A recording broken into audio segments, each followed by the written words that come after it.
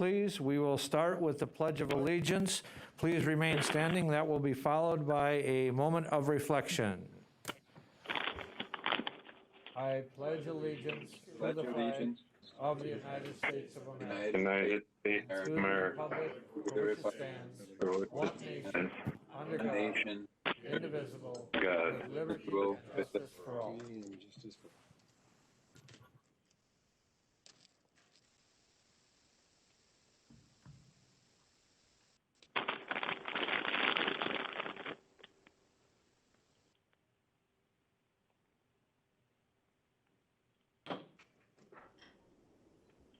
Thank you.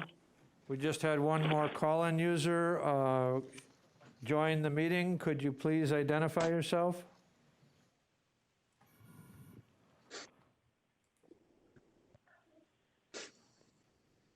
This is Melinda Osterberg, Marathon County Community Development Educator with Extension. Thank you, Melinda. We will move on to the agenda, and we will move on to item number 3, reading of the notice, please.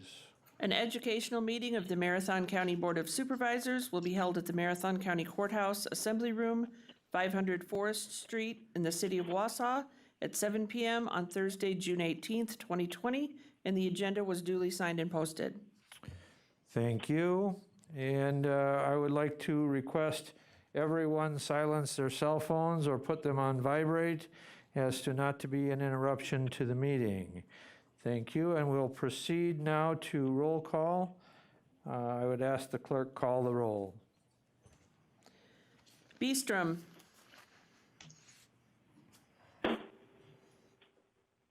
Boots.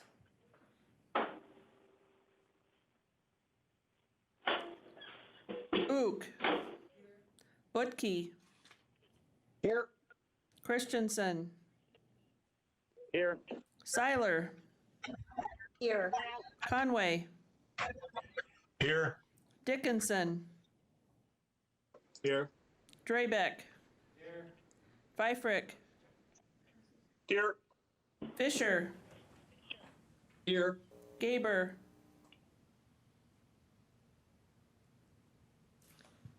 Gibbs. Here. Gonnering.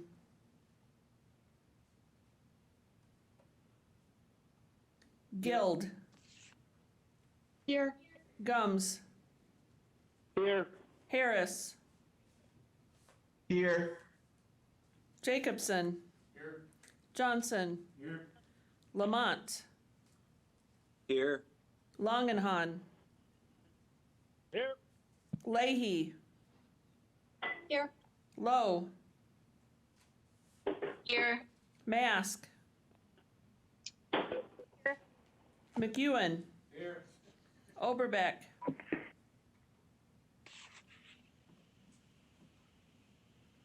Opal.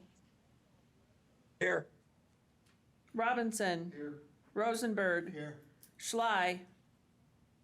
Here. Seefelt. Here. Soibert. Here. Stark. Here. Van Cray. Here. Vole. Here.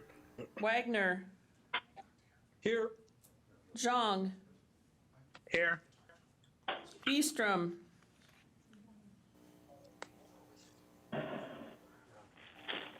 Boots.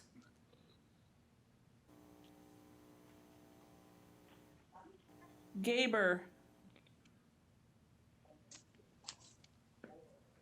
Gonnering. Here. Oberbeck. Here. Thank you. Here. Thank you. I'd like to welcome all the visitors that we have this evening, including the viewing audience. And we will move on to educational presentation reports. Item number 7A, standing committee chairpersons or designees.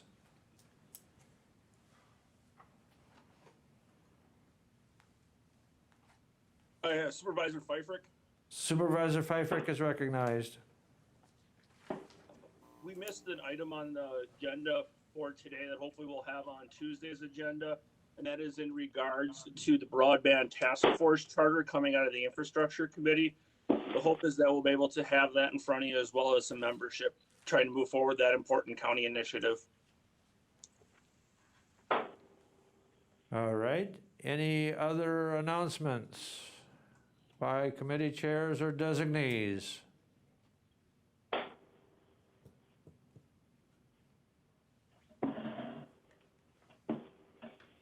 Okay, we'll move on to education of the board and education on the differences between a resolution and an ordinance.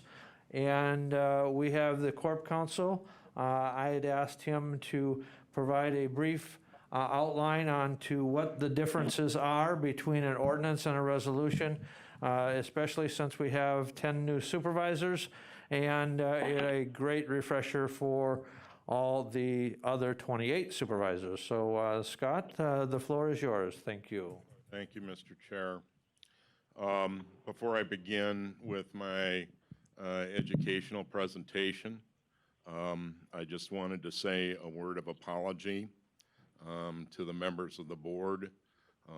It certainly is true that perhaps things that I wrote or things that I said placed some members of this board in a difficult position last week.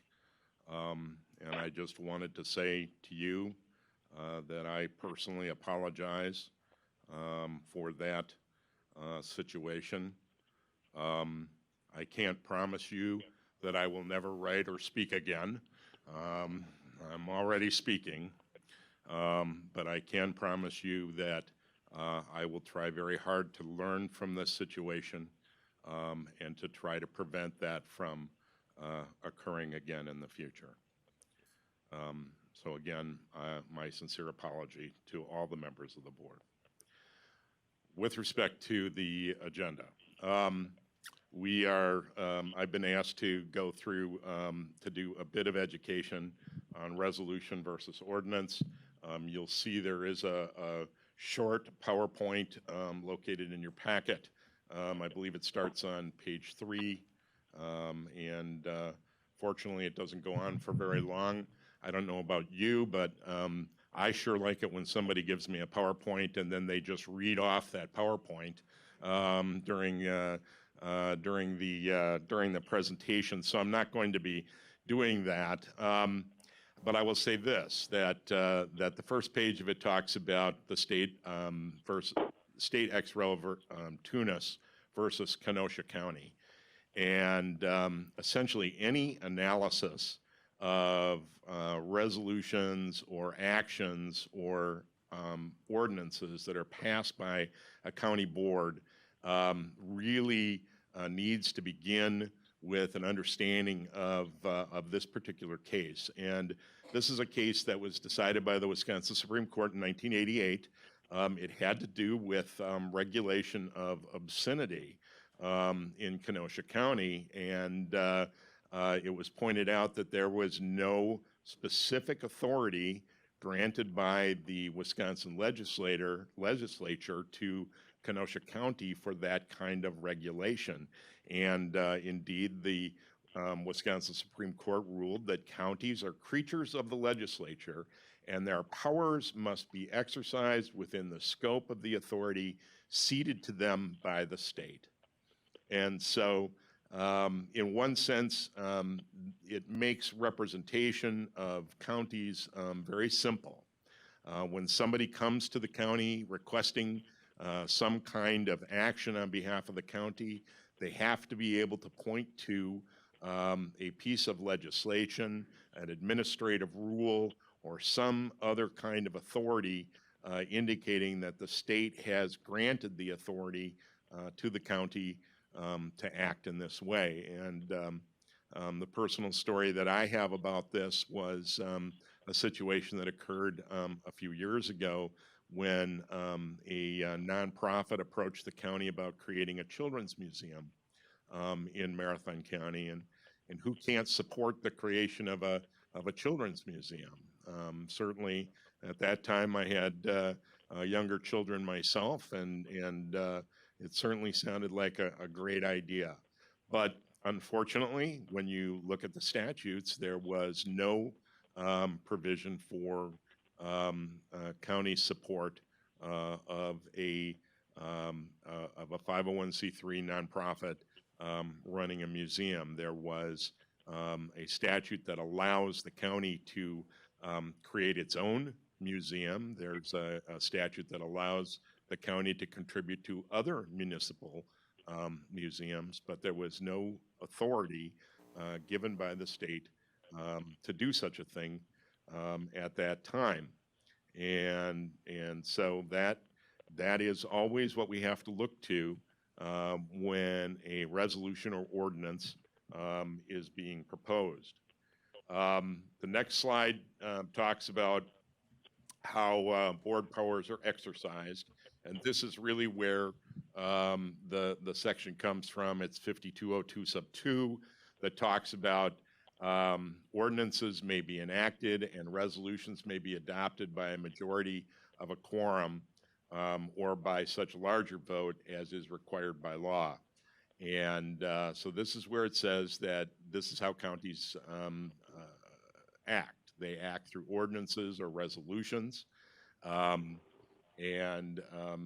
You hear us talking, usually when it's kind of an unusual situation, we'll be talking about a supermajority that's necessary for amendment of the budget. For example, that's a 2/3 majority, or even a larger majority is necessary before a county can go ahead and borrow funds by issuing municipal bonds. That requires a 3/4 majority of the entire membership of the board. So, but this is where that lives, the power of the board to act by either resolution or ordinance.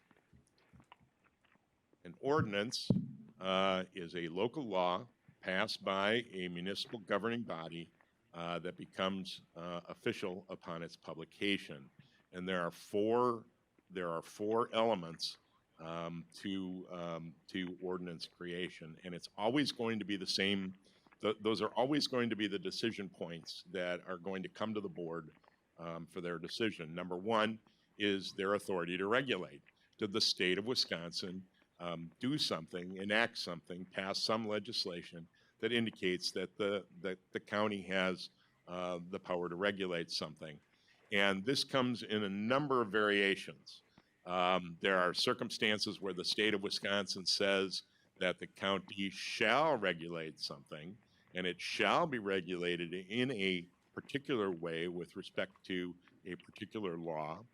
And if the county does not enact legislation or take action to enforce such things, that the state of Wisconsin may well do that on behalf of the county at the county's expense. There are also legislative authorities that indicate that the county may regulate something, and if it chooses to do so, it needs to adhere specifically to the tenets of a particular statute. Then there are other actions by the state that indicate that essentially set up parameters. It says the county may regulate something, but it may do so within certain limitations that are established by administrative rule. And then there are other circumstances where counties are given the power to regulate something, and very little direction is given with respect to that. But the decision is always the same. Is there authority to regulate? The decision for you as the county board: should Marathon County create such a regulation? What should that regulation say? And what should the consequence for violation of that regulation be? Those are always going to, so it's always going to be yes or no regulation, what the content of the regulation is going to be, and what the consequences are for violation of that regulation. That is an ordinance, and we have quite a number of ordinances, and I refer you to the Marathon County Code, which is something that we've inherited from our predecessors, which has served us very well. And it's certainly something that I've been privileged to work with and hopefully update as we go along. And then finally, a resolution. A resolution is something slightly different than an ordinance. A resolution means a formal statement expressing the will or opinion of the legislative body, and it becomes official upon passage by the board.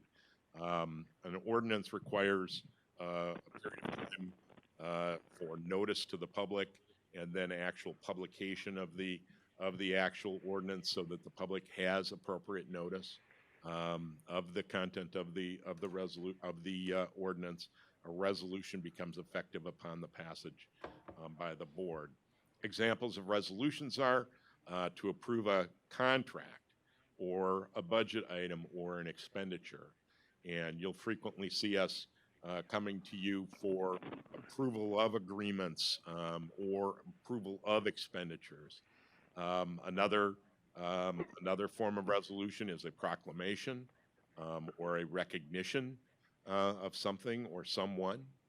And then another form of resolution that gets a lot of discussion is whether or not this body is going to agree or disagree with the policy of some other body politic, or to encourage or discourage that other body politic to take some action.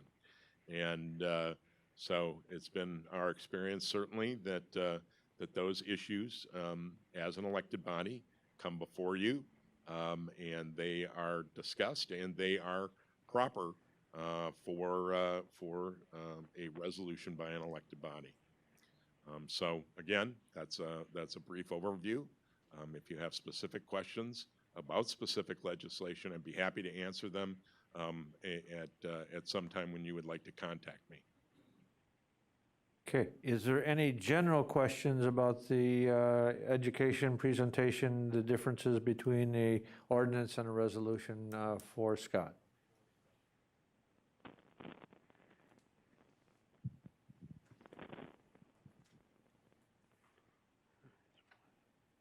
Okay, seeing none, we will move on, and thank you, Scott, great job. And we'll move on to item 7C, 2020 Annual Update on the Strategic Plan Progress. And for that, I would invite the Vice Chair, Craig McEwen, to bring us up to date. Yes, I think that'd be the easiest to use the speaker up here.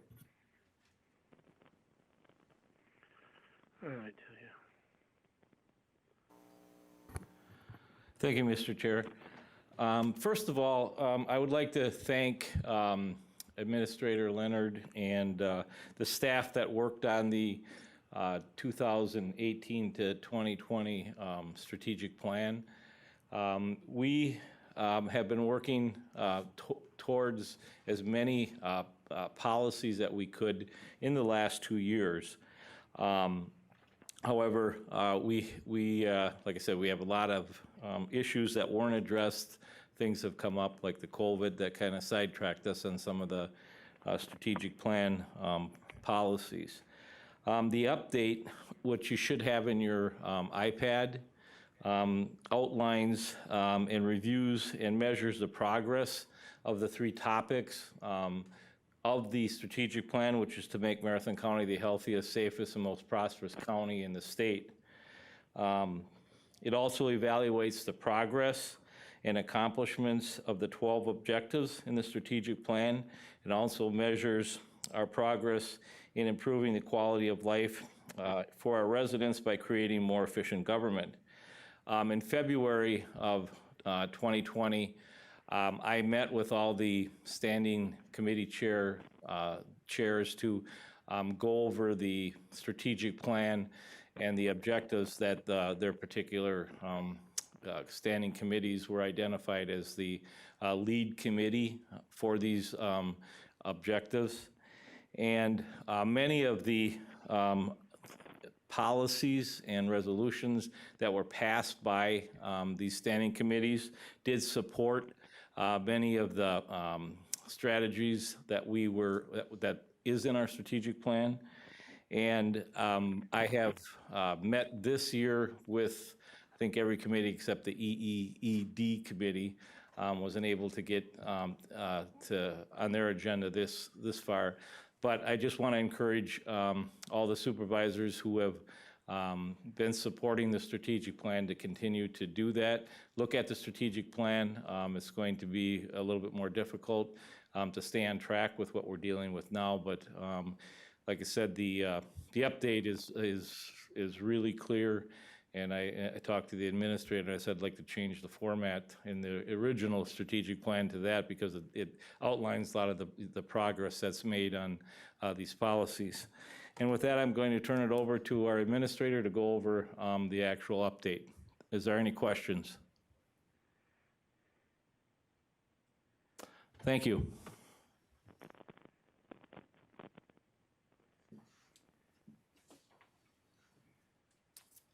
All right, thank you, Vice Chair McEwen. It's a good lead-in to reviewing the annual update. The Vice Chair referenced all the work that each of you do on your respective standing committees around policies to move forward each of the 12 objectives from the 2018 to 2022 strategic plan. The document that I'm going to go through with you very briefly today really is the operational side of that same coin. Staff have been working diligently since the adoption of the 2018 to 2022 strategic plan to attempt to move forward those objectives, utilizing the strategies outlined in the document toward, again, accomplishing the outcome measures that each of you approved when the underlying strategic plan was adopted. So before I show you where you can find that document, it's not only in your packet, but it's also available online. We published that document. But I want to talk to you a little bit about the process of how it was that we developed the document that I'll go through with you. And much like each of the standing committees were identified as lead standing committees for particular strategic plan objectives, we identified as staff lead departments for those same objectives. And that's really, they did a lot of the background work to populate the information within this document. So lead departments worked with the supporting departments, that I'll show you in the strategic plan. And they really sought to capture the progress that's been made seeking to accomplish the goals of the board. Administration then took that information, Molly Adzik, our Organizational Excellence Program Manager, and myself compiled that information and then sought to identify a few select pieces of progress that we really wanted to highlight in this strategic plan. Certainly there were a lot of other ways in which staff sought to move those objectives forward, but the information within the document that I'll show you is really those highlights. And then finally, administration turned that information over to UW Extension staff and Ben Kromholtz from the library. Melinda Osterberg from UW Extension is on the call. And as the vice chair alluded to, I can't say enough about the work that they did. Molly and I kind of gave them the broad strokes of what we were looking for in a document. And we really were looking for the same look and feel of the strategic plan, but something that was both linear in nature, that like your strategic plan, you can flip through this from start to finish. But also we really challenged them to create a mechanism that would be more interactive and allow individuals to really focus in on those objective areas of healthiest, safest, and most prosperous, and drill down to get information that they were specifically looking for. And I think they certainly delivered on that goal. I can't say enough about the work that they did. So with that, again, the document is in your packet, but I will show you where it exists online. If you go to the county's website and you go under the excellence tab, there is the strategic plan dropdown. You'll see you can actually review the original 2018 to 2022 strategic plan, and then we have just directly below that, read the 2020 strategic plan update. And if you click on that link, what you get is the same document that is in your packet, and it's a PDF, but again, it's navigable. That's what we challenged UW Extension staff to deliver on, and I'll show you just what I mean by that. So as you flip through, this should all look familiar. The comprehensive plan areas in pursuit of our vision of healthiest, safest, and most prosperous county in the state. And if you choose to focus in on healthiest, for example, you can click in that area and it takes you right to a list of each of the strategic plan objectives under that healthiest sector. And if I were interested in learning more about objective 3.3, ensuring that every child makes it to adulthood with health, stability, and growth opportunities, I could continue to look at it in a lineal fashion, that is, scroll through. But also I could click on the strategies tab, which takes me to the page that is, again, this is the objective that was approved by the board in 2018.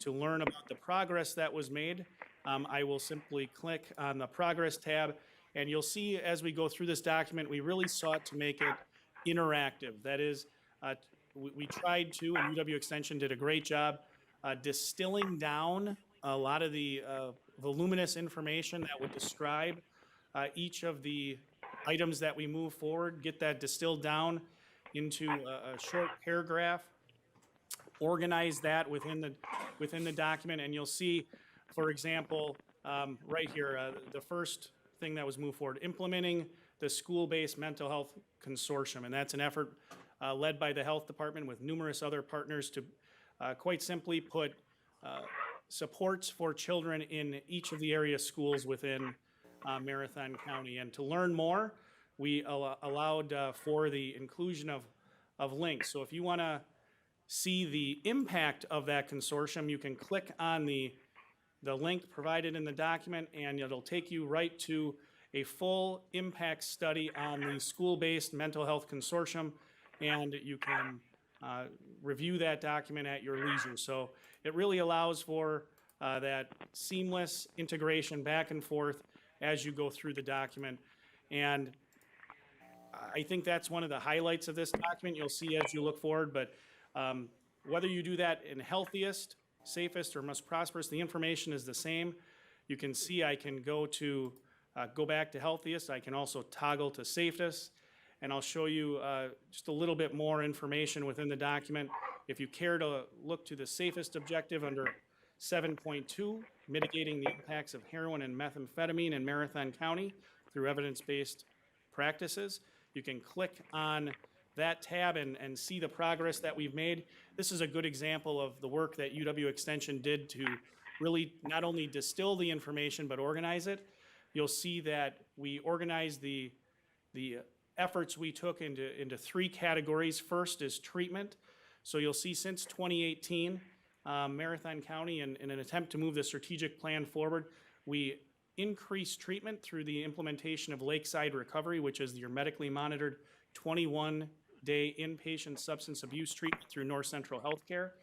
There is, again, a link for you to learn more about that. We expanded that program from 6 to 14 beds in 2018. That was an initiative led by the Retained County Authority Committee that existed at the time. Similarly, we expanded our capacity at the crisis, the community-based residential facility, the CBRF. Again, expanding that from 6 to 12 beds. We got both our intensive outpatient and day treatment programs revitalized during that time period, and we substantially increased our community treatment program through North Central Healthcare, hiring now in excess of 24 case managers to really provide treatment for individuals within the community, linking them with the necessary services. So that gives you an idea as to how we organized it around treatment. We also implemented the Drug Recovery Court, which our Public Safety Committee continues to receive updates on and provide policy guidance. That program, I think a really interesting initiative that we highlight, or a component of the initiative that we highlight within this document, is that unlike a lot of counties, what Marathon County saw with the heroin and methamphetamine epidemics was this was not only a criminal justice issue, it was a public health issue. It substantially impacted our child protection system. So when we implemented our drug court, we really tried to do it in such a fashion to achieve better outcomes in that child protection system. So we really targeted individuals that were involved in each of those systems, our criminal justice system and our child protection system. So since the program began in March of 2018, we've had 32 individuals served, and this information is a bit old because it took us a while to get this document put together, but multiple participants have been reunited with their children, which again not only a great outcome on the criminal justice side, but also on the child protection side as well. The second category being harm reduction. Credit to our local law enforcement. They sought to implement a program in partnership with our local fire departments to make sure that those first responders have expanded access to naloxone, commonly referred to as Narcan. That's an opioid antagonist. So if someone is overdosing from heroin or another opioid, that Narcan, that naloxone treatment is an effective way to reverse those overdose symptoms and prevent a loss of life. So that information is provided within that harm reduction category. We also expanded our medication drop box locations, and it may be surprising to you that annually we collect a great deal of medications, between 1 and 2 tons of medication that's then properly disposed of through our solid waste facility. So again, another good example of a partnership with our local health department, law enforcement, solid waste, and our alcohol and drug partnership.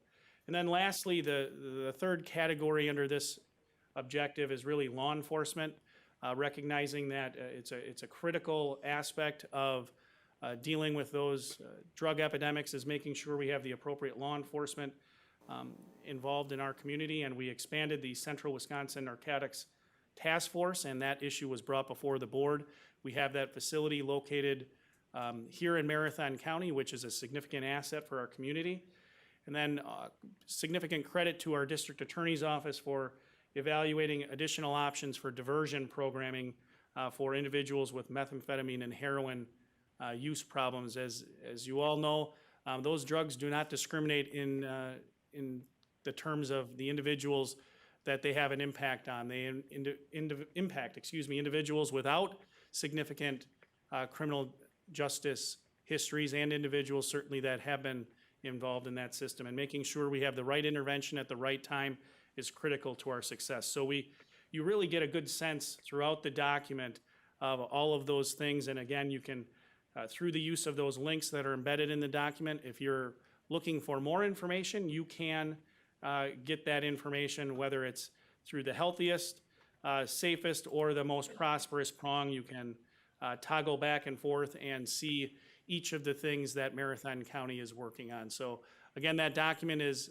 not only available in your packet, but it has been published online, and the idea is that we will continue to work on updating our information as new initiatives are undertaken.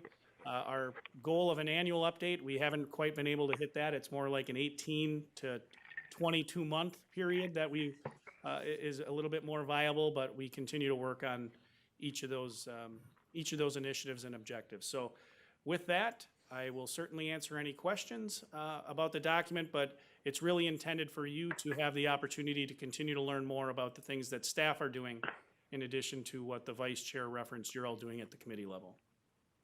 So I'd open it up to questions. Any questions for the administrator or the vice chair on, I do want to commend staff and all that have worked on this update and presentation. It is light years ahead of where we were, and it is so great that we are able to utilize technology to be able to highlight some of the impacts that we're having as we move closer and closer to the objectives and measure those objectives, rather than just have a flowery strategic plan out there and some flowery goals. We're actually measuring how we accomplish and where and how do we move the needle as we move those towards those goals. Any questions?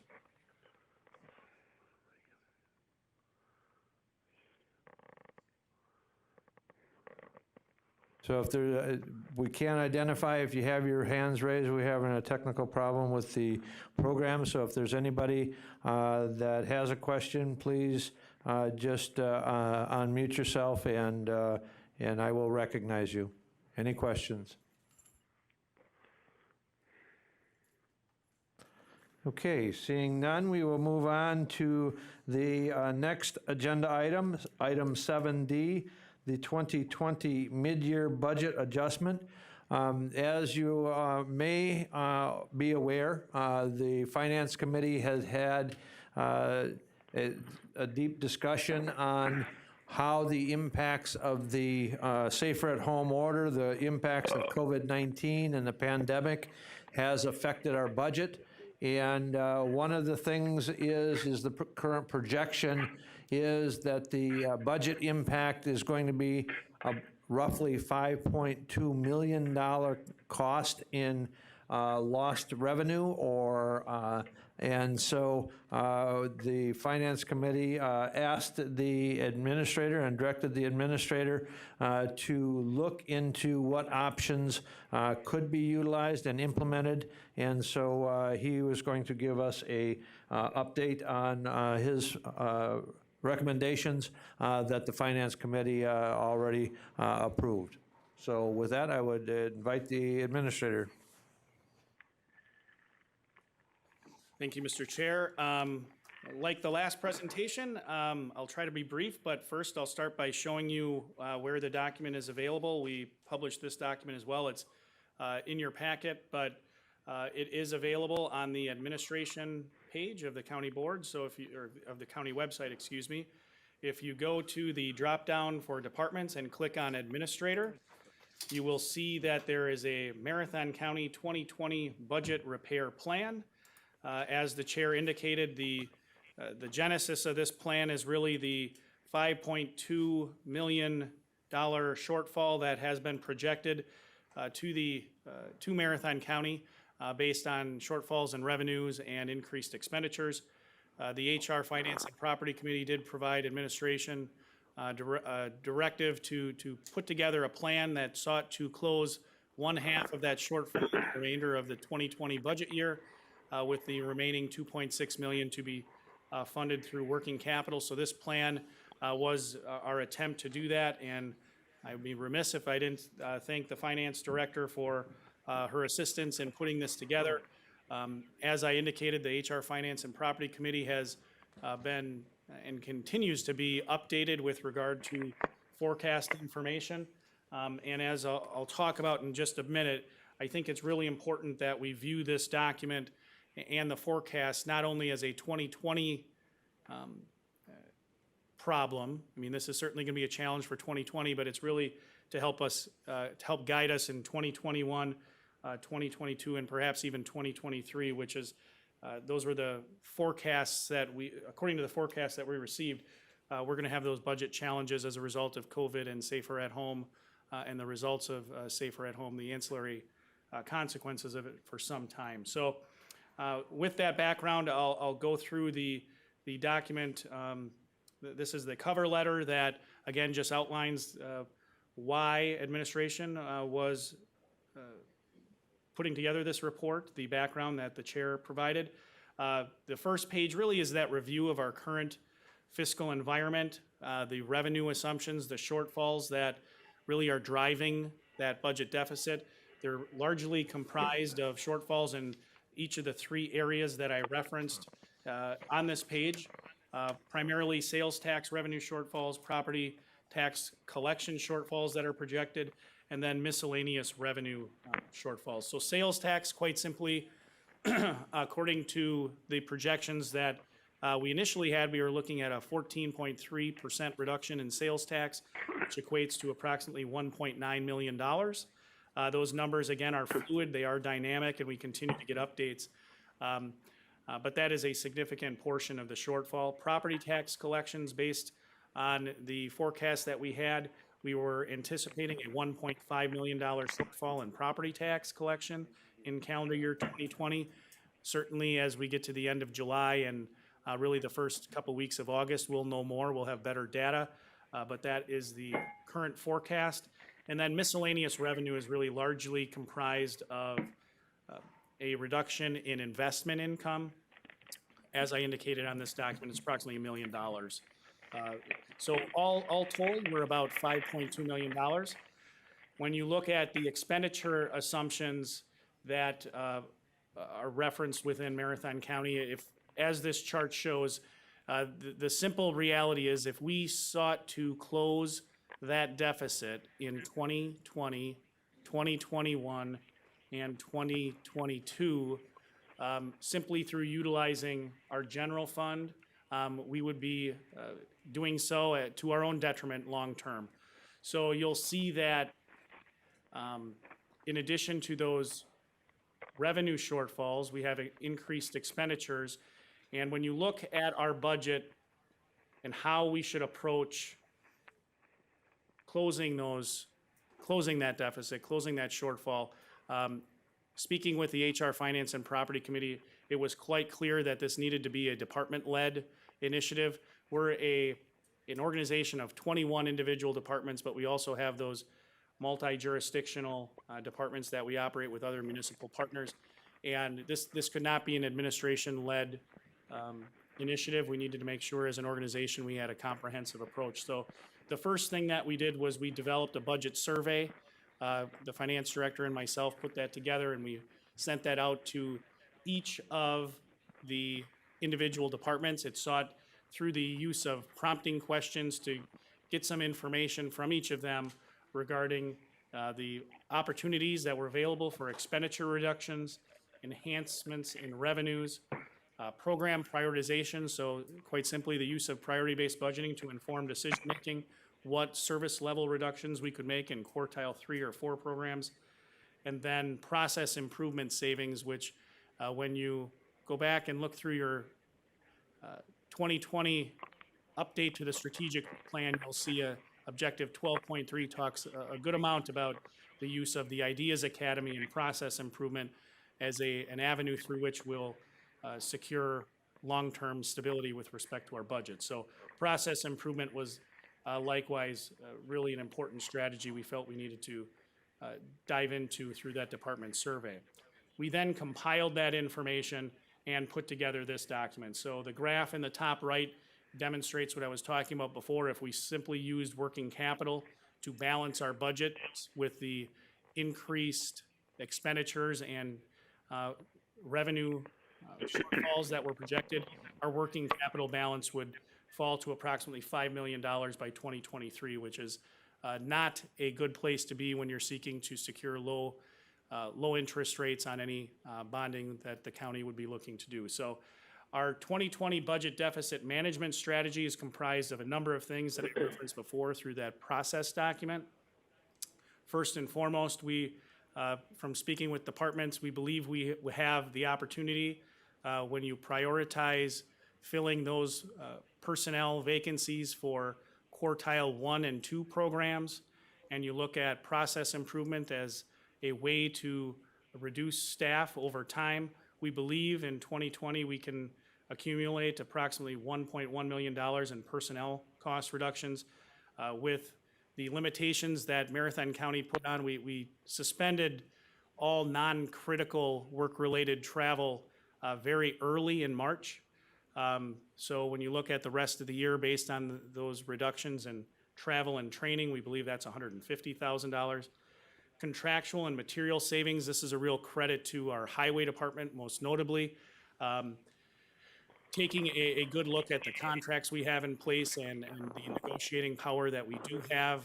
When we look back at our budget, we were able to effectively secure material savings and contractual savings of approximately $850,000 from what was initially budgeted. And then lastly, based on the workflows within the criminal justice system and the procedures put in place within our Marathon County Jail to primarily protect against the potential spread of COVID-19 within our correctional facility, and the fact that the courts are operating in a fundamentally different fashion than they had been previously, we're projecting inmate housing reductions in the neighborhood of $225,000. So those things, all told, they fall somewhat short of the $2.6 million target that was set by the HR Finance and Property Committee, and I'll continue to work with department heads to achieve that, but it is about $2.45 million total. I should note we are pursuing discussions with nonprofits, particularly the nonprofits in the quartile 4 nonprofits that were fully funded last year. I've been in contact with each of those, and we've revised those contracts. That was some direction I got from the HR Finance and Property Committee to pursue that. And our nonprofits are very solid partners with Marathon County, and I'm confident that we will have those contracts finalized very shortly. We're also speaking with StartRight representatives to see if there's an opportunity based on reductions in need in that program to have decreased costs as well. So that is a overview of our 2020 budget management strategies. As I noted before, this is really a strategy not only for 2020, but also 2021. We're going to continue to have to deal with the fallout, primarily then through property tax collection shortfalls, as well as any residual sales taxes. But I give you an overview of what I believe are some of the strategies that will prove successful if we implement those long-term. Facility consolidation is certainly on the list. That is important. We're doing the $73 million construction project at North Central Healthcare, as all of you know. That allows us to look at some of our current buildings fundamentally differently and evaluate opportunities for consolidating operations off of River Drive, as well as the current social services building, to make for a more efficient overall facility landscape for the county.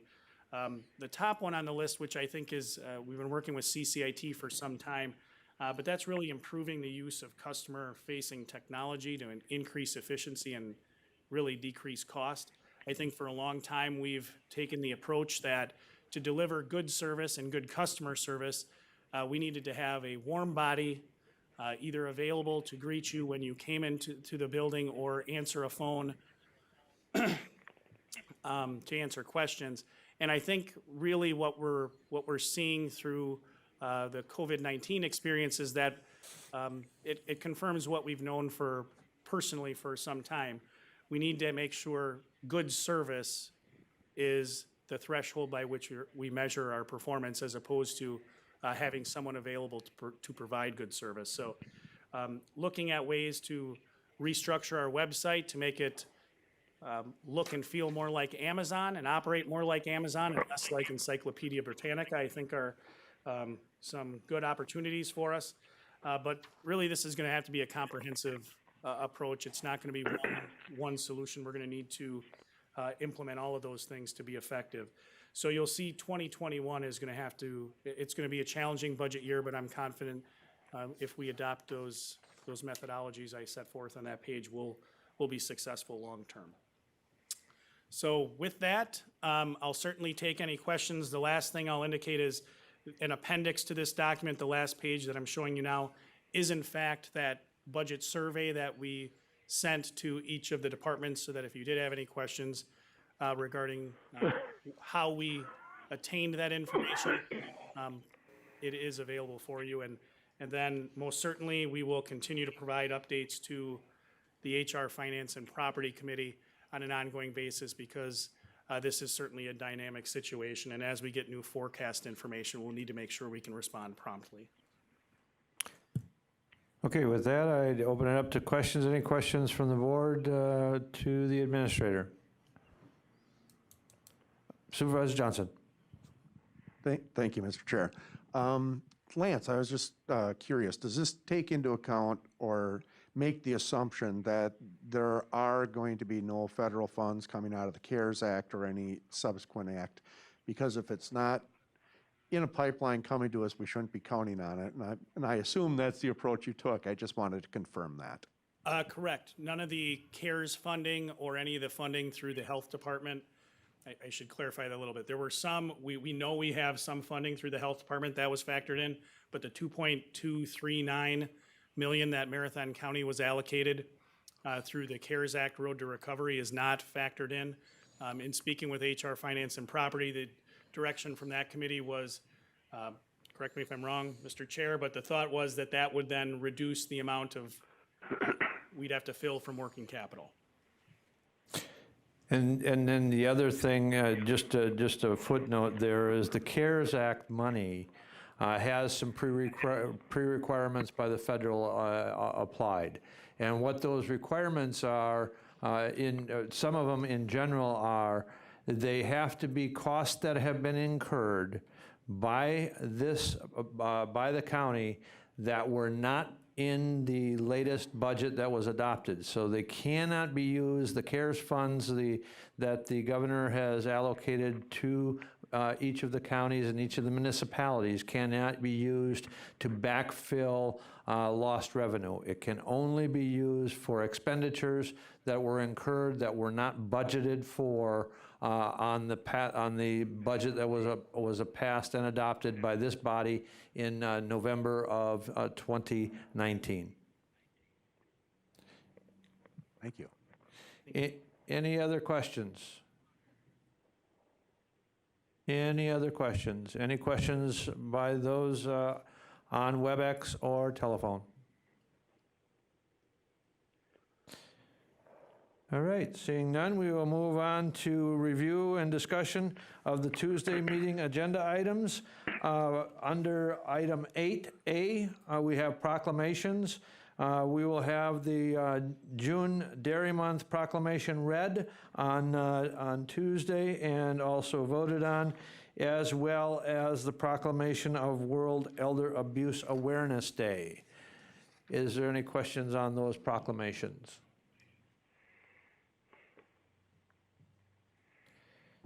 Seeing none, we'll move on to item 8B1, appointments, Aging and Disability Resource Center Board of Central Wisconsin. Appointing Doug Macon of Wisconsin Rapids to the Aging and Disability Resource Center Board of Central Wisconsin for an indefinite term. Any questions from the board?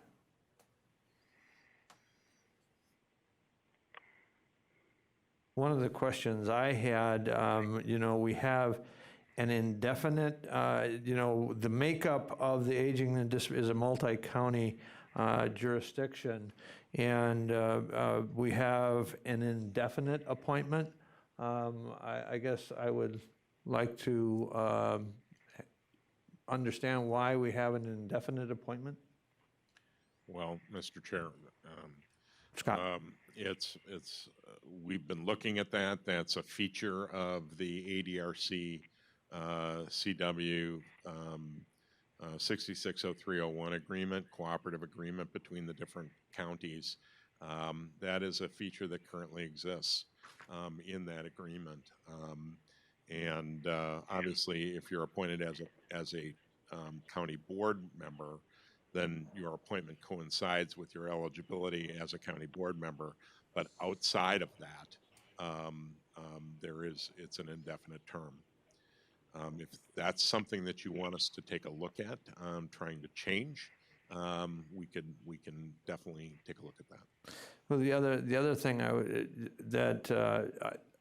I personally would like to have us take a look at is the makeup of that board in relationship to the funding, levels of funding that are provided that coincide with the number of citizens that are served. Sure.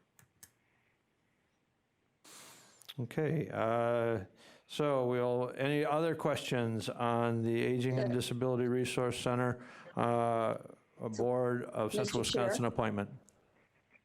Mr. Chair, this is Sandy. Supervisor Seiler. And Supervisor Seiler. Probably knows that there is the intergovernmental agreement between the counties that make up the ADRC.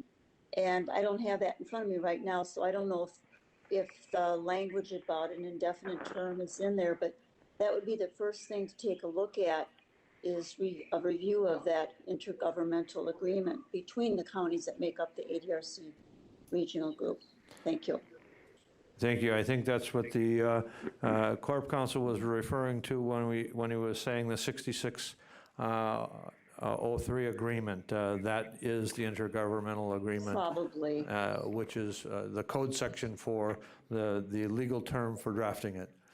Any other questions on that appointment? Okay, seeing none, we'll move on to Marathon County Children's with Disabilities Education Board. appointing and reappointing the following individuals to serve on the Marathon County Children with Disabilities Education Board effective July 1st, 2020, with terms expiring June 30th, 2023. Jody DeBrew, Marathon School District appointment. Gary Gunderson, Abbotsford School District reappointment. Gary Lewis, Edgar School District reappointment. Carol Schultz, Ross Schultz School District reappointment. Scott Johnson, Spencer School District reappointment. And Lori Haynes, Athens School District reappointment. Any questions on those appointments?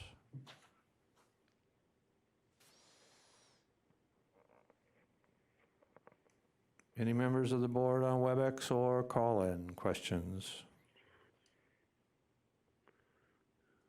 All right, we will move on to item 8C, ordinances. 8C1 is Environmental Resources Committee. Item 8C1A is amending the General Code of Ordinances for Marathon County, Chapter 11.02, Animal Waste Management Ordinance Code, Ordinance 0-9-20. This is a item that is being brought back to this to the board, and we have with us Paul Daigle, the director in the from the CPZ, and so I asked him to provide, because some of the direction that was provided by this board when it was sent back was a request for additional input, because there was a letter that was drafted to this board by the Farm Bureau and their leadership, and so it was put and sent back to committee to ask for additional input and public comment, and actually reopened the public hearing. So I'd like to have Paul Daigle give a brief outline of all the steps that the CPZ and the ERC committee went through in engaging the public. Mr. Daigle? Thank you, Chair Gibbs, and just want to thank the board for considering this again. Again, I'm Paul Daigle. I'm the Land and Water Program Director for the county in the Conservation Planning and Zoning Department. I also asked Matt Repking, who's a conservation analyst with the department. He's available if we have more technical questions, and I know Becky Frisch, as our director of the department, is online if we need more questions. But first, I want to thank the Environmental Resources Committee for a thoughtful discussion at the June meeting, and for choosing to move this ordinance to the full board for consideration. What we're proposing is to revise the ordinance again, and these are really consistent with our strategic plan objectives 2.2 or 5.2 and 6.3. The purpose of the ordinance is listed. I provided in your packet a memo with the highlights, as Chair Gibbs laid out a little bit on the background and purpose of the ordinance, opportunities for public input, and the summary of the proposed revisions were in the memo. Since Environmental Resources took this back and offered to reopen the public hearing and hear more comment, mainly because of a memo that the full board received, we did do more engagement than was asked of us. The CPZ staff drafted a memo that went to 544 of the farmers in the county that we felt would be most impacted by this ordinance. We know we didn't hit them all. There's 4,500 on a mailing list, and it would be cost prohibitive to try to deliver mailers to all of them. But we also reached out to community groups, major farm groups in the county, and other stakeholders, and tried to use social media to get the message out on the proposed changes, that they could forward them onto their groups and what we were looking at. On June 2nd, the committee reopened the hearing to listen to concerns from these groups. The staff provided, again, information on the proposed revisions, including written comments received from citizens at that point, and there was a handful. We also address specific comments in regards to the Marathon County Farm Bureau letter that every supervisor received and was forwarded to the board. And in your packet are the CPZ comments to these as well. And those were introduced at the public hearing at the Environmental Resources Committee. We had extensive interaction both before, starting in February, with our farm groups, our stakeholders, anyone that has a stake in water quality. And since that reopening, I've been personally in contact with Farm Bureau to listen to their concerns and then to respond to them at the public hearing. And even since the public hearing was closed, I reached out to the policy chair of Marathon County Farm Bureau because we really weren't allowed, once public testimony was taken, we didn't hear if those answers or their concerns were addressed or not. And their group met last week, Thursday, and I talked Friday night with their policy chair, and he assured me that as a Marathon County Farm Bureau chapter, that they would not be submitting any further comments to the board or to the Environmental Resources Committee. If any farmers wanted to do that on their own, they could, but I believe the concerns were addressed at the public hearing. So I want to kind of move on to the purpose of the ordinance, which is included in your memo. And just to highlight, this is really to safeguard the surface and groundwater of Marathon County, to make sure any waste storage facilities are built correctly with regards to groundwater and bedrock concerns, and basically a well-engineered structure is to assure long and short-term maintenance of the structure. If they do become idled, that they're properly abandoned, and most importantly, that all the animal waste are in them, that they're applied properly at the right time, the right location, at the right rate. And in addition, it provides for more clear administration and enforcement of the ordinance. The changes before you tonight and that you're going to vote on Tuesday night really are laid out as expansion and clarification of the definitions to really match what the state has and come into alignment with the state. Clarification on the activities subject to regulation. The animal waste storage facility, we now have a setback from property lines countywide if this is passed. There's inclusion of the state performance standards. We won't have all of them, but most of them that we feel are the highest impact to the surface and groundwater in regards to excessive runoff from barnyards, restrictions on unconfined animal waste storage piles near water bodies, restrictions on overgrazed stream banks, and then clarification again on enforcement, variances, and the appeal process. The Environmental Resources Committee did make one change that's in the draft before you compared to the one in March, and that was to increase the size of the unconfined animal waste storage piles that are near water bodies from 175 cubic feet to 350 cubic feet. So that's the equivalent of a small load of manure spreader versus a large one. And staff assured the Environmental Resources Committee that that this change is considered minor compared to the really the restriction that we're going to have in the ordinance to limit right now any volume of manure that could be stacked near water bodies. So other than that, those are the highlights and the engagement we had, and I'll open up to any questions that any of the supervisors may have in regard to the ordinance. Okay, any questions for either the director, Paul Daigle, or the chair of the ERC? I want to commend the committee for taking the time to go out and solicit the input from all of the individuals and concerned groups. And I also want to commend the department for their reaching out and going the extra mile to have that interaction with those citizens. So is there any questions from the board?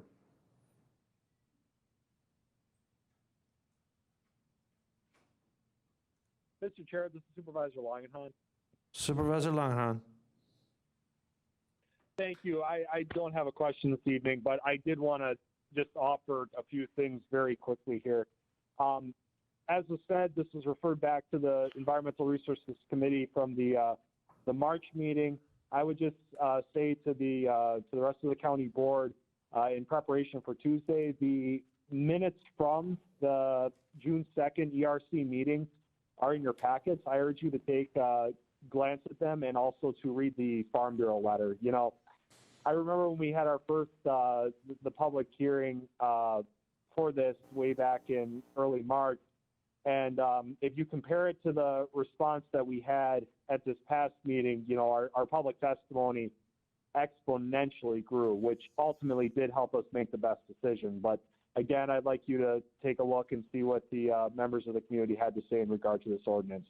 With that, I'd just like to, as was said before by the chairman and by Mr. Daigle, I'd like to thank the staff and the rest of the staff that is responsible for helping us on ERC do our work. And I'd also like to thank the rest of the ERC committee members for helping us accomplish something really great and something that's going to help us continue on with completing our strategic plan. So with that, thank you much, Mr. Chair. Okay, any other questions by the board members? Any of those on the WebEx or call-in? Mr. Chair, Supervisor Fisher. Supervisor Fisher. Just one quick question. As I read through this earlier today, as preparing, you know, I was very impressed. It's very well done. The only one question I did have was in regards to the storage facility setbacks from the property lines. I wasn't quite sure, and maybe I missed it, but is that for newly established waste storage facilities, or will that impact any current facilities that may be out on our farms right now? Any of the current facilities on the farm that is in existence would not be affected. Now, if they came and wished to amend or increase the capacity or change, it would be a change, and then that would be impacted. But any facility that's currently as is grandfathered. Okay, thank you very much. Any other questions?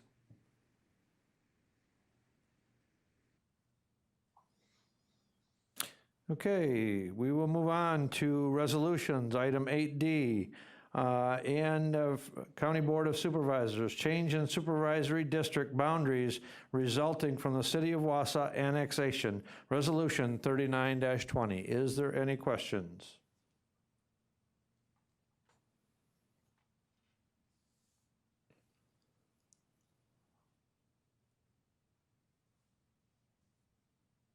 Any questions? Any questions by the board members on WebEx or call-in?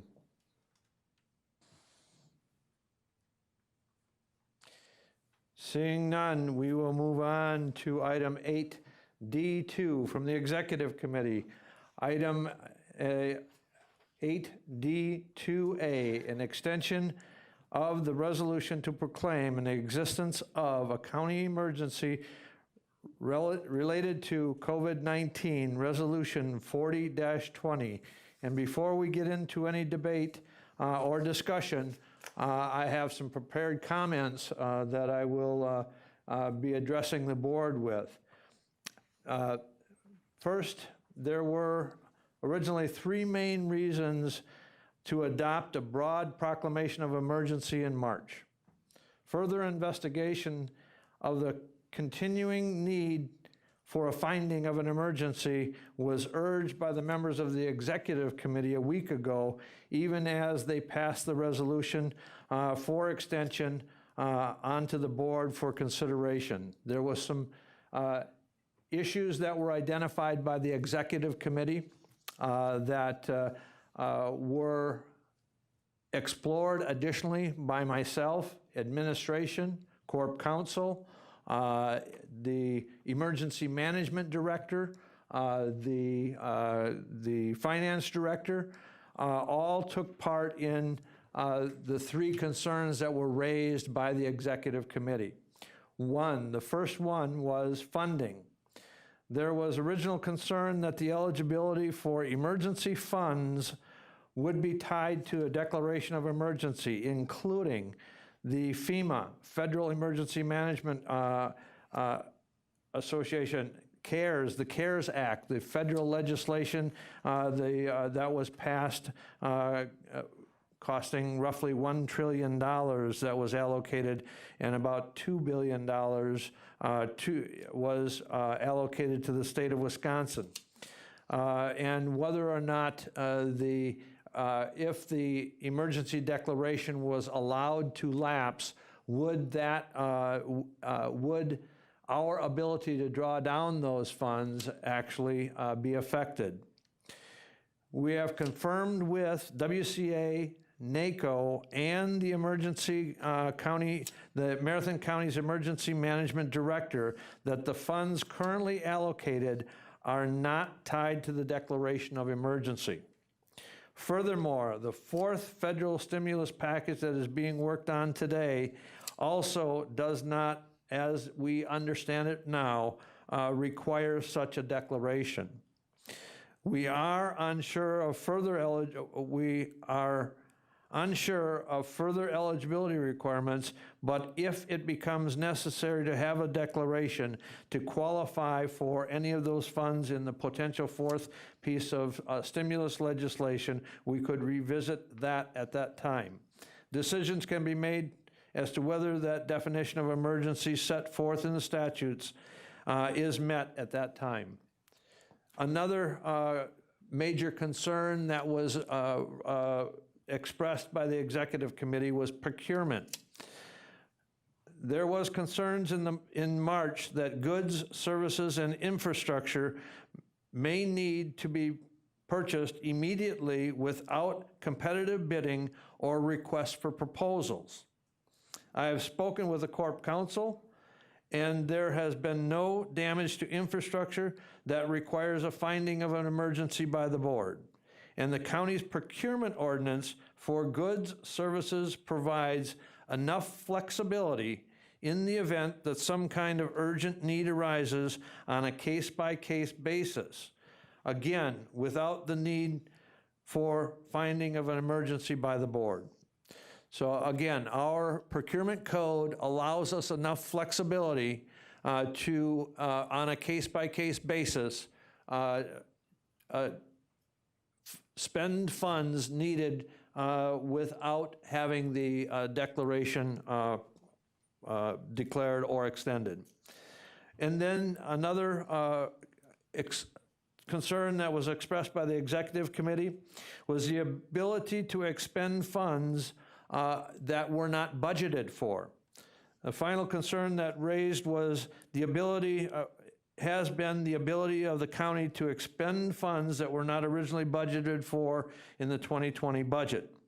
The county does not have a declaration of emergency to amend its budget or expend those funds.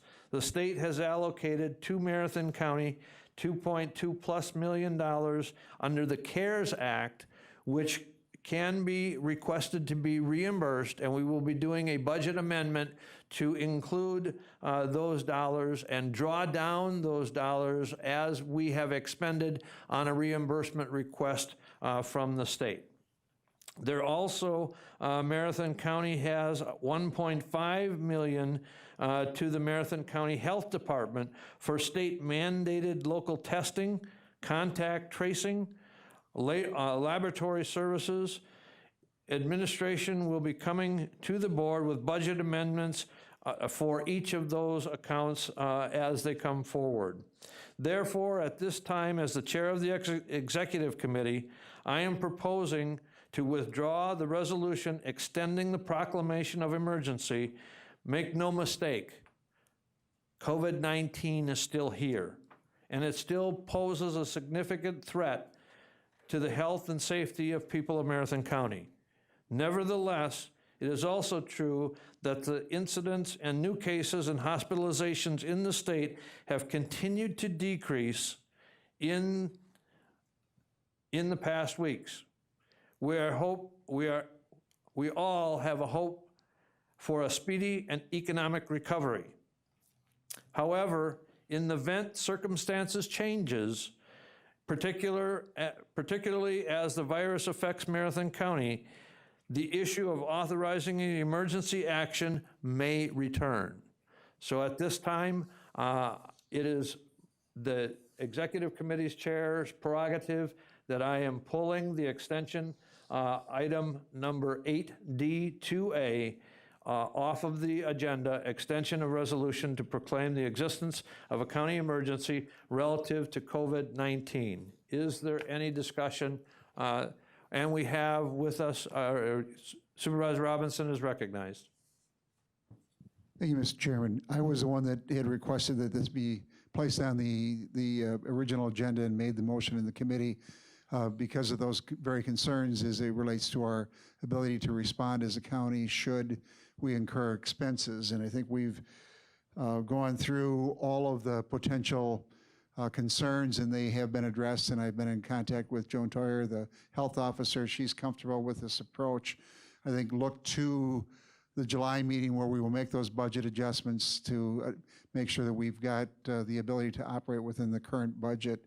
And we would ask you to support those budget transfers at that time. But I think that there, in light of the information that we've obtained, is not a need for the extension. But again, recognizing that we continue to need to be practicing the safe distancing and social distancing practices and try to minimize the spread of the disease in the county. Thank you. Any other questions or comments by the board?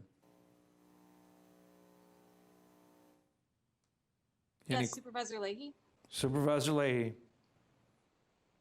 I guess I'm just wondering what it would look like if we needed to revisit this. If we needed to quickly, will we have time between meetings if there's an outbreak, if we need to reestablish an emergency?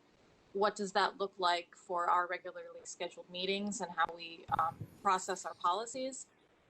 And then also, we really don't know if we could be penalized by state or national funding for rescinding an emergency and then bringing it back and then taking it away again. Is that kind of what we would go to as a model of quick decision making as far as numbers of cases go? I'll allow the Corp Counsel to respond to the questions. So I'll try to respond to some of those concerns. The second one first. Essentially, the status where we are now, our current proclamation is going to expire on June 27. And so the resolution that was voted on by the Executive Committee was to actually extend that proclamation. So essentially, we're not rescinding anything. That proclamation exists. The original deadline for that, or the original expiration date, was 100 days after the passage. So in fact, that proclamation remains intact, and there would be no rescission worked by the withdrawal of this motion.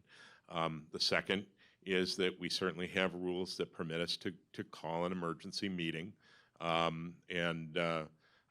with anybody else, if you had asked me in June of 2019 whether I thought that was going to be a simple thing, I would have said I think that would be very difficult to do. But obviously, we've gotten better at WebEx. We've gotten better at permitting the county board to meet, and our rules certainly provide that the chair has the ability to call an emergency meeting with as little as 24 hours notice in order to accomplish something in the event of a really terrible outbreak in Marathon County. Okay, any other questions? Mr. Chair, Supervisor Lowe. Supervisor Lowe is recognized. Thank you. So I'm just wondering, what changed when we did declare an emergency, and then what would change once this ended? Would everything in the county just go back to normal? Would things at the courthouse go back to normal? What would happen?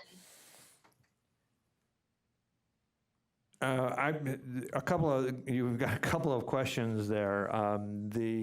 The effect of the proclamation of emergency and what status that has as far as and what it entails and what it doesn't entail. I would refer to the administrator and the ability to affect operations in the courthouse and the day-to-day operations of staff. The removal of the emergency is still the administrator, and he has the ability to direct the employment within the confines of what he sees best. That's why he is our hired administrator. So if there's anything else the administrator would like to add? No, I would just indicate exactly what the chair said in consultation with Corporation Counsel. Supervisor Lowe, the concern that the ability of administration to respond promptly to circumstances within each of our facilities or within our workforce, it's my understanding in consultation with Corp Counsel, I still have that flexibility to do that. The only thing I'll add to the chair's comments is that with respect to your board operations, as alluded to by Corporation Counsel, you've taken action with respect to your rules to allow you to function outside of your previously structured rules. So if you have any other questions, please let me know. I hope that answers your question. And just one follow-up, the executive committee will be looking at, the suspension of the rules as far as the allowance to meet via WebEx and telecommunications, and where also the executive committee has asked administration, along with myself, to bring back the ability to have public comment, and we will be discussing that at the July meeting. And so, but make no mistake, COVID is not gone, but we're very thankful that the number of infected cases that we have in Marathon County and, in fact, in the state of Wisconsin has not reached the same proportions that it has in some of the other states. Any other questions?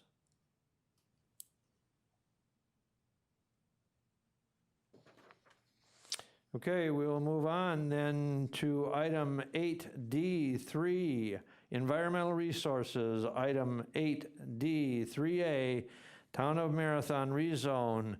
This has a recommendation of denial from the ERC Committee, Resolution 41-20. Any discussion? Any questions?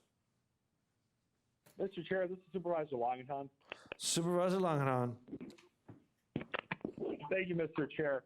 I wanted to speak on this because typically we don't see too many denials come in front of the full 38-member Board of Supervisors here. So I just wanted to provide a little bit of background on our process as far as how we review zoning applications and what we considered when making this decision. So whenever we review a zoning request, we have a series of questions that we review.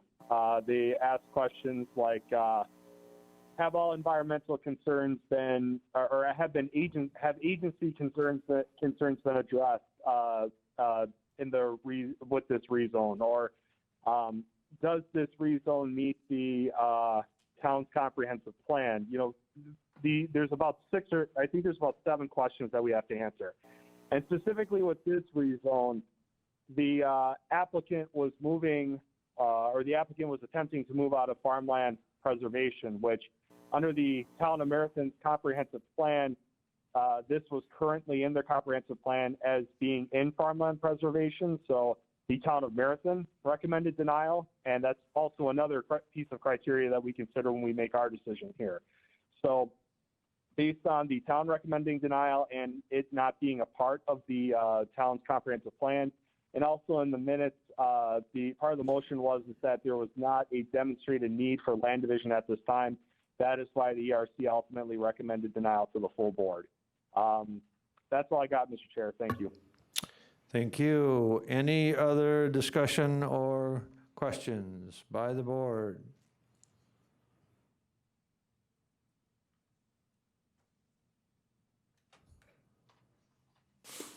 Seeing none, we will move on to item 8D4, Human Resources, Finance, and Property Committee.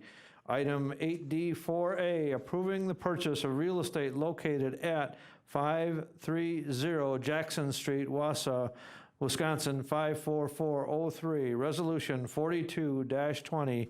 And we have the Chair of the Finance and Property Committee, Supervisor Robinson, is recognized.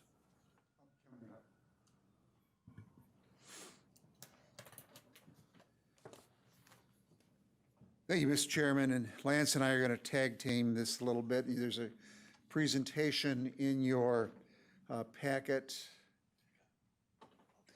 and I'm going to give you some of the history on it, and Lance is going to talk about the specifics relative to this acquisition. But this building, this courthouse building, was built in 1953.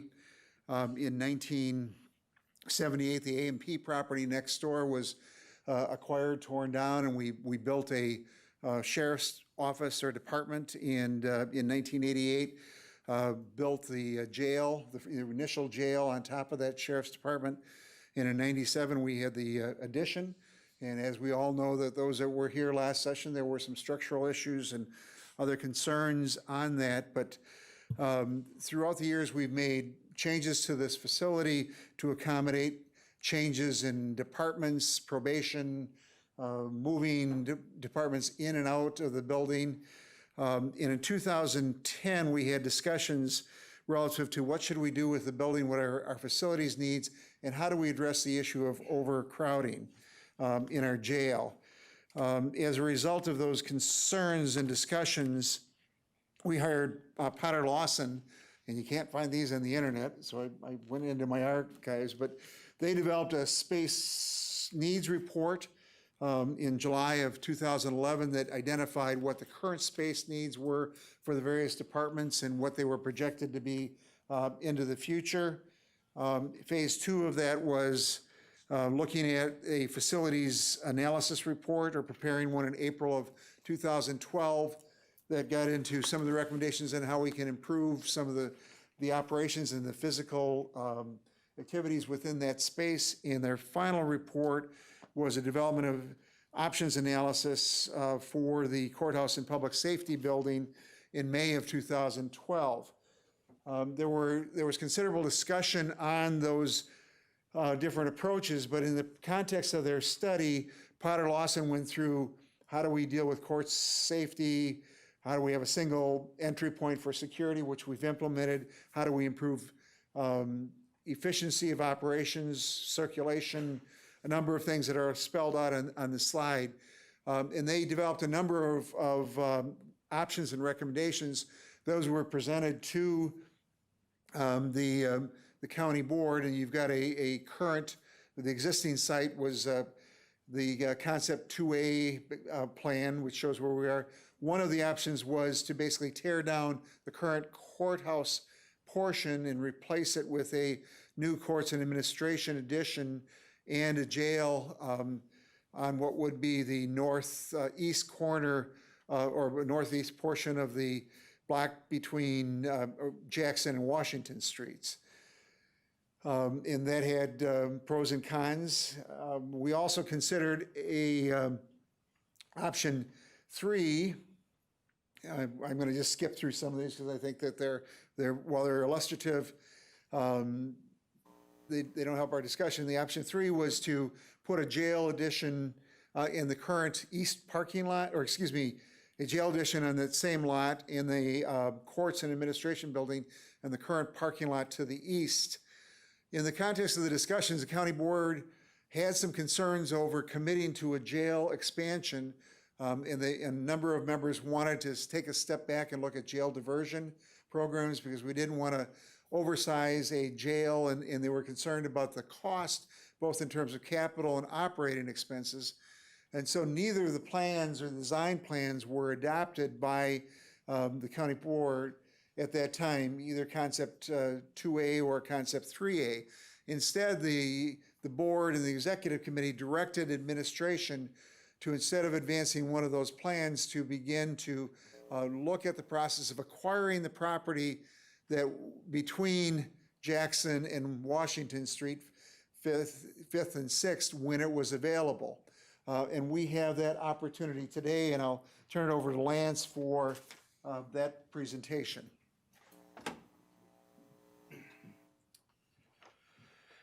Thank you, Supervisor Robinson.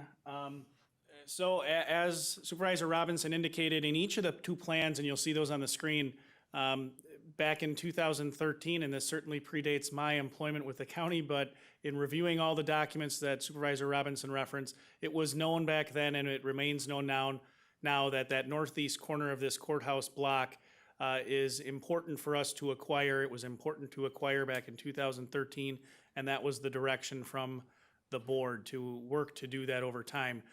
Because again, recognizing that voluntarily acquiring land, looking for a willing buyer and willing seller, doing that transaction at that time is certainly a better way to minimize risk than seeking to acquire property through eminent domain condemnation. And quite simply, the risk with that, first and foremost, is a legal one. It takes longer. There are more steps. The negotiation has additional components. Most notably, very often there are relocation fees that are offered by the acquiring entity to the property owner, and there are opportunities for that property owner to challenge the valuation and the acquisition of that property. So certainly eminent domain condemnation is not the preferred way to operate, and instead to be forward-thinking and identify property that a municipal entity is looking to acquire for future purposes, and doing that in a timely fashion is preferred. So that's what in 2013 the board directed administration to begin doing. So fast forward then to the end of 2019, then Administrator Carter was approached by the property owner of 530 Jackson Street, which again is on that, it's one of the parcels on that northeast corner, because they were interested in evaluating whether or not the county would be willing to purchase that piece of property. So at the end of 2019, administration, working with the HR Finance and Property Committee, sought to secure an appraisal. An appraisal was done of that property. And then, beginning in 2020, Scott Corbett and myself sought to move forward with negotiating the purchase of that property. And I would note there was one fundamental, at least I think it's a fundamental change in our the tactic that we took in that negotiation. It was initially envisioned in the latter half of 2019 that we would, the county would seek to purchase the property, and the occupant, the current occupant, a law office, would vacate that property. However, as we looked into that further, we saw an opportunity to not only acquire the property through that voluntary arm's length transaction, but also seek to secure a better transaction from the perspective of taxpayers by continuing to allow that law office to operate in that building as they currently operate through the execution of a lease. The law firm expressed an interest in doing that, so we discussed that with HR Finance and Property. They likewise, there was consensus for administration to proceed to do that. So Corporation Counsel Corbett and myself took that tact and were able to secure the offer to purchase agreement that is in your packet, as well as the lease, the proposed lease that is in the packet as well. Now, the principal portions of the transaction, a summary of the transactions in your packet, the property transaction itself, the appraisal utilized 3 valuation methods to arrive at a market valuation. That market valuation was $735,000. The zoning of that property, it is currently zoned in such a fashion that our zoning department does not believe we would need any additional zoning action should we need to proceed with the construction that Supervisor Robinson referenced. The property currently in 2019, it was current on its taxes, and you'll see from the documentation within the packet, it's required that they take care of those 2020 taxes as part of our purchase agreement. As it relates to the lease, the principal provisions of the lease for you so you can understand the nature of this transaction, it is an annual lease amount of $54,000 to remain, for the occupant to remain in that building. That was, again, negotiated. Speaking with the current law practice, certainly there's a benefit to the law practice to remain in that building. From the county's perspective, it's advantageous for us to continue that occupancy so we don't have to wait and have a gap in time where we would be putting that property out for lease. So really from both perspectives, that's an advantageous move forward. It's a 3-year lease term with a 3% annual lease escalation. The termination allows either party to terminate with 90 days notice. There is a month-to-month continuation, a month-to-month renewal after that 3-year term. You'll see the obligations of the landlord. Essentially, there are none. And the obligations of the tenant are many. Quite simply, in the private sector, this would be referred to as a triple net lease. It really seeks to minimize risk to the county because, again, this building that we're purchasing, they've been occupying it and operating out of it for some time. They can continue to do that, and they are in a position to make any necessary improvements, provided, of course, the county would agree to those. I set forth just a simple chart or a table, I should say, with the potential revenues should that lease continue not only during that 3-year term, but if it were extended for a 10-year term. You see the 5 and 10-year revenue projections. Essentially, if we're able to have a tenant occupy that building for slightly in excess of an 11.5-year term, using that 3-year escalation through the life of that term, we have acquired that property at no cost for the taxpayer. So I think it's a good opportunity for us to move forward, to acquire a piece of property that since 2011 has been identified as of value to the county. And we can do that potentially in a way that in any event will reduce the cost over the life of that property. But depending on when we would be looking to move forward with construction, it could do that in a substantial way. So that's a quick overview of the transaction itself. If you have any questions, Supervisor Robinson and I can take those at this time. I would note that this was again considered by HR Finance and Property to move forward to the board. Okay. The policy question before the county board is, do you want to, with a voluntary seller, advance our implementation of the direction from the 2012-13 county board to acquire the property to allow us to potentially expand and control our future without the use of condemnation? And the recommendation of the Human Resources, Finance, and Property Committee is that we acquire it using our fund balance reserves. One of the other things that the county board, and I think you did a great presentation, was if we were to use eminent domain and or condemnation, it's pretty readily known that you can take the value of the property and the additional costs tend to be close to half of that additional, the original cost originally for relocation and other fees. Supervisor Johnson. Thank you, Mr. Chair. I'd just like to add that on top of that, we'd be trying to evict lawyers. Come on. How foolish is that? We're going to go after a law firm with eminent domain. How silly would that be?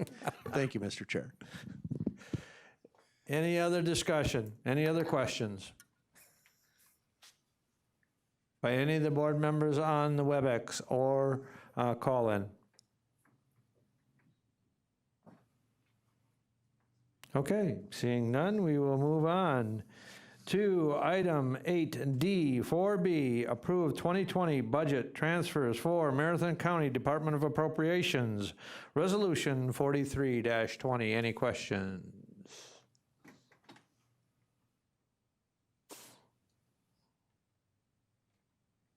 Any questions from the supervisors on WebEx or call-in?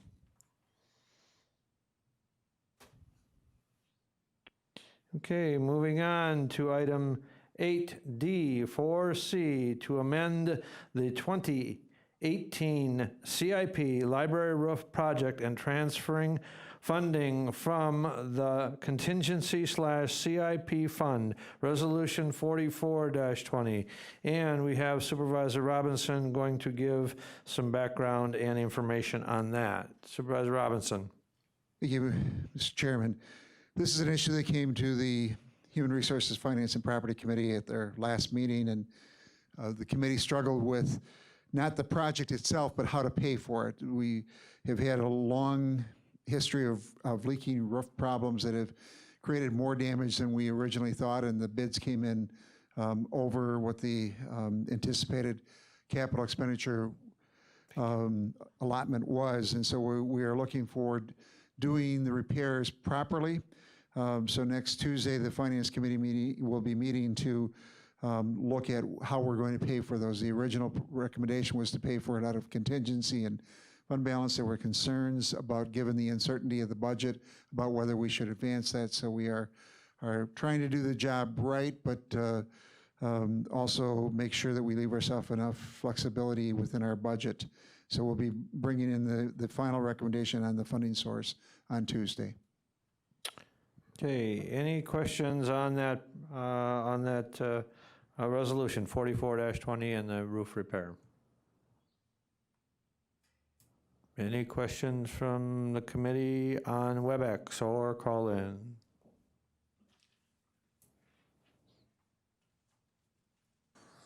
Okay, we will then move on to item number 9, announcements and/or requests.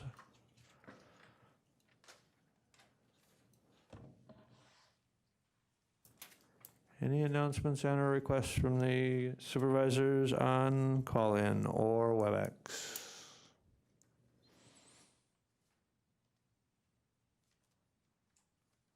All right, we are down to item number 10.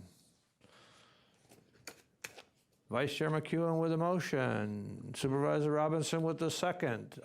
Motion has been made and seconded to adjourn. Any discussion? All those in favor of adjournment signify by saying aye. Aye. Thank you. We stand adjourned. We will see everyone on Tuesday next week. Thank you. And thank you, ladies and gentlemen.